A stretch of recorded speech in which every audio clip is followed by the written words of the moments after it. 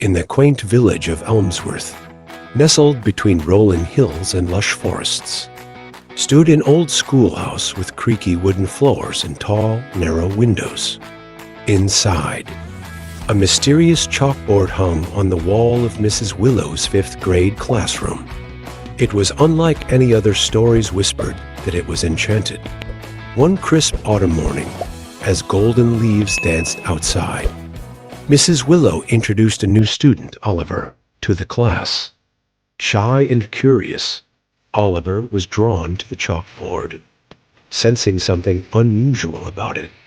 During recess, Oliver stayed behind, and with a piece of chalk, he drew a simple map of the world on the board. As he finished, the room filled with a soft glow, and to his astonishment, the continents began to shift and move, showing real-time weather patterns and landmarks. Excited yet cautious, Oliver shared his discovery with his classmates. Together, they explored the chalkboard's capabilities, drawing different subjects. When they sketched a solar system, planets orbited the sun.